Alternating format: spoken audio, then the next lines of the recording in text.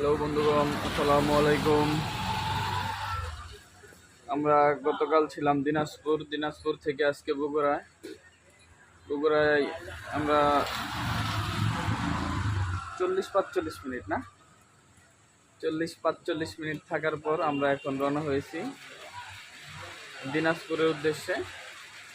দিনাজপুর যাবার মাঝপথেই আমাদেরকে বৃষ্টি ধাওয়া দিচ্ছে, যার জন্য আমরা একটা চায়ের দোকানে অবস্থান করছি। ভাই, হঠাৎ করে চলে এলেন, কেমন লাগতেছে? কিরকম আর লাগবে, আসছি তো আর সব করে তো আর আসি নাই। শখের বেড়ানো একটা, আর তাগাদা বা টেনশন নিয়ে ঘুরাই একটা।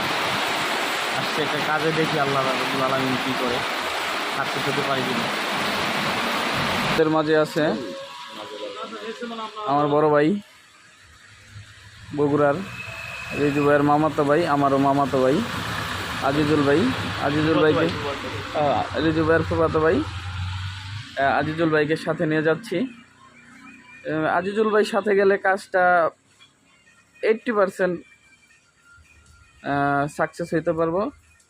যাই হোক, আপনারা আমাদের জন্য দোয়া করবেন ভাই।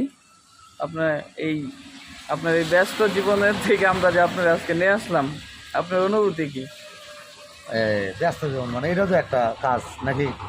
হ্যাঁ, প্লাস ঘোরা হচ্ছে, ভ্রমণ হচ্ছে, এই যে মাঝে মাঝে থামেছি, বৃষ্টি আমাকেও থামে দিচ্ছে, চা খাচ্ছি, হ্যাঁ, এনজয় করছি, মোটে এনজয় কাজের জন্য না, এনজয় করছি।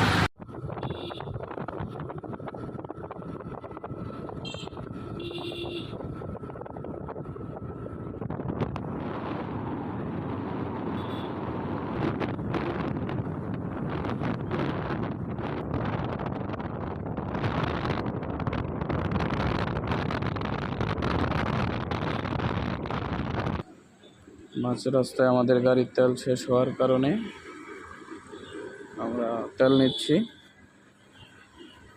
তেল নেওয়ার পর আমরা আবার আমাদের গন্তব্যের উদ্দেশ্যে রওনা দেব।